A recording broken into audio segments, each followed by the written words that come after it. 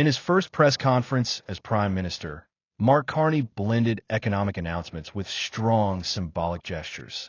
He confirmed that King Charles III will deliver the speech from the throne on May 27th, a move presented as a gesture of support for Canadian sovereignty.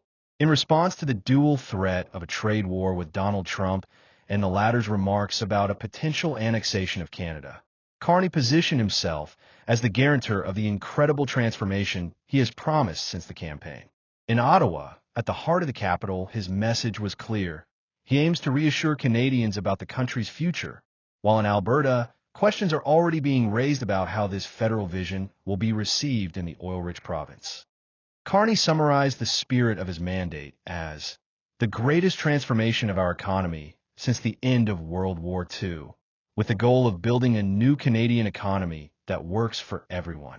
He confirmed concrete measures for the coming weeks: a G7 summit to be held in Alberta, the expansion of the dental care program to cover 8 million people, and a middle-class tax cut, both set to take effect by July 1st.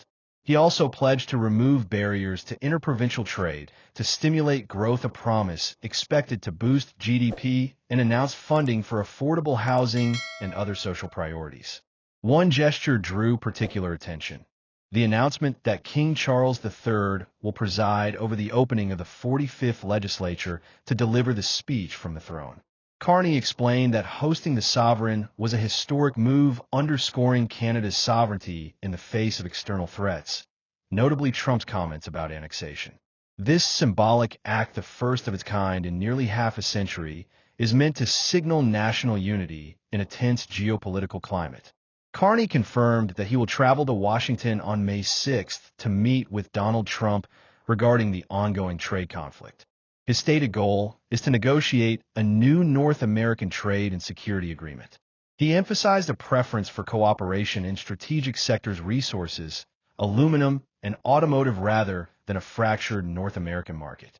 According to Carney, talks with Trump will address tariff pressures, including those linked to fentanyl, and reflect Canada's intention to negotiate the best possible deal. Carney firmly ruled out a formal agreement with the NDP to support his minority government. He reminded Canadians that the Liberals had won the largest number of votes in Canadian history in the last election, which he sees as a strong mandate despite lacking a parliamentary majority. His tone was constructive. He made repeated calls to work with all provinces and parties, to partner with Indigenous nations, while maintaining the autonomy of his minority government. Mark Carney's message outlines a three-pronged strategic vision. First, the economy. He aims to revive growth and restore Canadians' confidence through a series of major economic reforms. He speaks of embarking on the greatest transformation since the war and places the middle class at the center of his agenda through tax cuts, affordable housing, and universal dental care.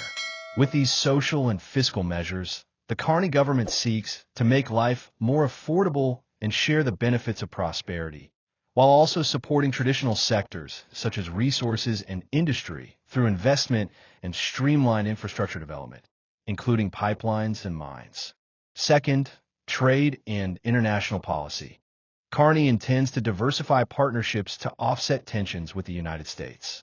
His meeting with Trump was framed as a first step to protect our trade and security interests.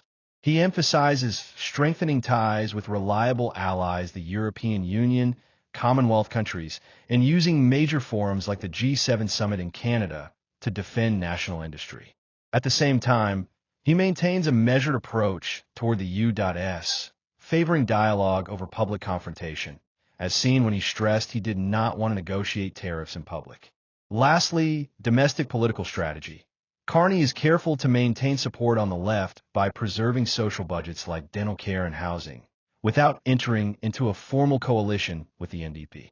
He underscores his centrist stance and his popular vote victory a strong mandate to assert independence from partisan demands. The absence of an official pact with the NDP gives him political flexibility to implement his program, though it also requires negotiating each legislative measure. Symbolically, inviting the British monarch and promising jobs reflects his desire to reconcile economic modernization with tradition in hopes of easing public anxieties about the future. In Alberta, the federal announcements were met with caution, if not outright skepticism. Danielle Smith was quick to speak, congratulating Carney on his victory, while issuing a firm warning. In a public statement, the Alberta premier emphasized that she would not allow the status quo to continue. She reminded the public that voters in her province overwhelmingly supported resource development projects, hoping Alberta would become a true energy superpower. In the same breath, Smith threatened to take measures to protect the province from any hostile act by Ottawa. These statements underscore the persistent atmosphere of distrust. She accuses the federal government of having strangled Alberta's economy with anti-resource legislation and now demands a swift change in direction. During their first in-person meeting, Carney and Smith had what the latter described as a frank conversation about energy issues. Smith presented Carney with a list of specific demands to be met within 6 months to avoid an unprecedented national unity crisis. At the top of the list were key measures for Alberta: unrestricted access to interprovincial pipelines and the removal of the upcoming cap on greenhouse gas emissions, two issues she considers fundamental for reviving the local economy. She summarized the underlying tension by stating, "Albertans will no longer tolerate how we've been treated over the past 10 years by federal liberals." These reactions illustrate the high stakes surrounding energy and federalism.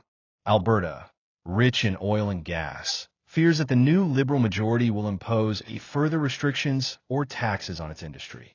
Smith's statements make clear that she will closely monitor Carney's agenda. Pipelines, environmental regulations, and energy taxation are red lines for her province. As a result, Alberta-Ottawa relations remain strained. Every federal move is scrutinized as a potential win or loss for Western interests. While Carney speaks of Canadian unity and partnership with all provinces, Smith warns that without visible concessions on energy, Alberta will continue to feel wronged. This sentiment has even reignited debates around provincial sovereignty, with some Alberta lawmakers considering referendums or other legal avenues to protect their interests if Ottawa continues to be seen as hostile. Mark Carney's first press conference outlines a federal government poised to act decisively on both economic and symbolic fronts. A monarch-delivered throne speech to affirm the country's sovereignty, a reimagined economic alliance with trusted partners, and an ambitious social program, including tax cuts and expanded services. However, these announcements do not obscure the underlying political challenges. In Alberta, concerns remain unresolved, as Danielle Smith reiterates her energy-related demands and calls for a reset in Ottawa-Alberta relations. In both Ottawa and Edmonton, there's a clear understanding that the upcoming legislative agenda will be closely watched to see whether Carney can reconcile national unity with respect for regional interests. The coming months will reveal whether his federalist optimism can overcome the West's lingering mistrust, or if the deepening divide over resource policy will continue to fuel discord between Alberta and the federal government.